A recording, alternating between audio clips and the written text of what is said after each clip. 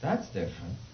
And then, there was like 7 angels, radiating into that tetrahedron. You got to realize as well that I didn't have time to talk about that much today. Actually, today my presentation has been a little bit all over the place. But, I kind of improvise every time because there's so much material. But one thing is that all the way through this investigation, it was clear to me that if you understood the structure of the vacuum, the structure of the foundation of creation, you could reproduce it in a technology which creates a resonance pattern between the geometry of space, the geometry of the structure of the vacuum, and the technology itself. And if you could create that resonance link, all of a sudden you would download a huge amount of energy from the vacuum itself. You'd build a mini black hole. And to build such a mini black hole, you'd probably need crystals, because crystals appropriately cut and appropriately resonated would be the perfect material to make that link, since crystals molecules, first of all, crystals are 70% water, and then the crystal molecules are actually tetrahedral. The crystal molecules are very coherent if you have good crystals, and if they were cut in the appropriate geometry of the 64 tetrahedron grid with the right gases involved, you could create those dynamics. Because of my studies of the sun gods, and because of my studies about the dynamic of ancient civilization, I had a really strong feeling that those crystals, and I'm going to tell you what it looks like right now. It's 64 tetrahedron grid inside a crystal ball. They're very small tetrahedron, and they're inside a crystal ball, and there's gases inside that ball. Okay? This is not some esoteric New Age crystal. Okay? This is highly technical, technological stuff. Okay? It's not like a raw crystal you grab from a mountain and start meditating with. Okay? Now, I believe that many of the New Age people remember the powers of the crystals because they remember that technology. Okay? The first person that talked about Atlantis was not some psychic. The first person that talked about Atlantis was Plato. Plato is and was extremely respected. And we used most of Plato's stuff except the 3 books that he wrote about Atlantis. And when he wrote these books, in all of them he mentions that this is not some story, this is factual. And he says he got it from the high priest in Egypt. And he describes a very advanced civilization that has a source of power, which is later as well described by Edgar Cayce, has a source of power that they call a crystal of extreme luminosity, of extreme power. I believe that is the crystal that can be built, the crystal of Atlantis, to create a link to the geometry of space. Do you guys all follow this?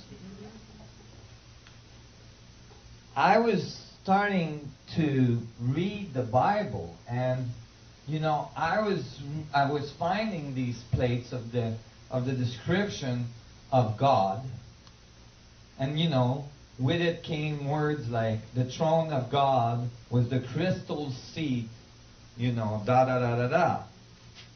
Many references to crystal. Ezekiel in the Bible, the story of Ezekiel. Enoch, which is not a book of the Bible. The book of Enoch was found in Ethiopia. Was never re-edited. It's translated directly from the original text. In both these accounts, they describe some kind of ship that shows up in a big cloud. And then they say a door opened and God called me onto his boat. And then inside it describes it describes the throne of God as crystals with rainbows all around it. You see? I think he was describing the power, the drive of that ship. So I was really intrigued. So I started to read the Bible, and as I read the Bible, I realized something. I realized something I had never noticed before. That is, that most of the Bible is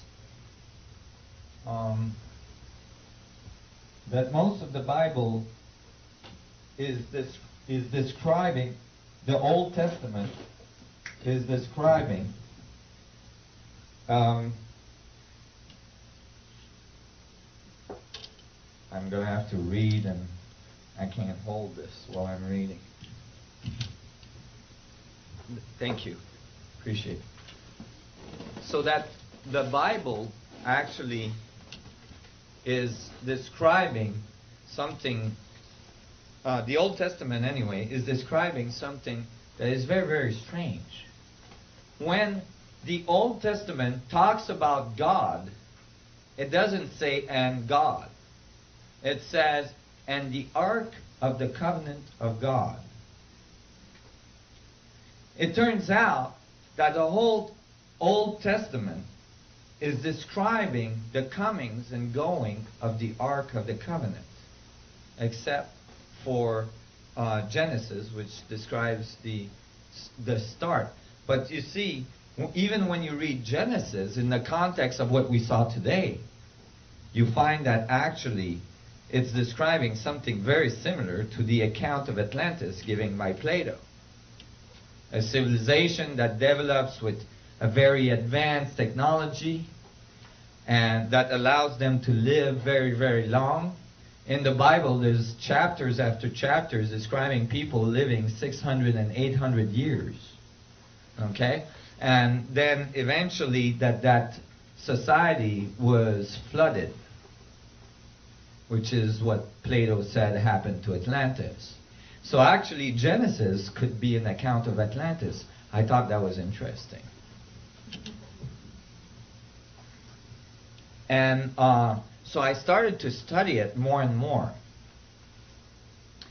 And I realized that the temples of Solomon was built for only one purpose: to host the Ark of the Covenant of God at its center, the Holy of Holy, the power of all power, the Ark. And I thought, wow, that's interesting. I didn't think that the Judaic tradition was about some object that they called the seat of God.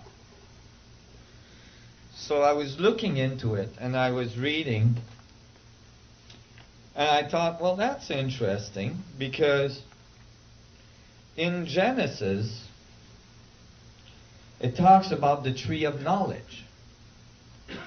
You know, Adam and Eve, and the tree of knowledge, and the apple, and so on.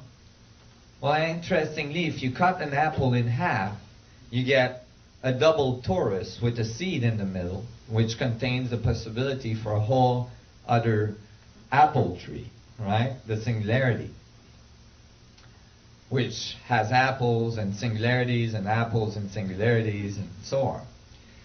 So I was reading that, and then I realized as well, this text, when this is in Genesis, it's 4:24.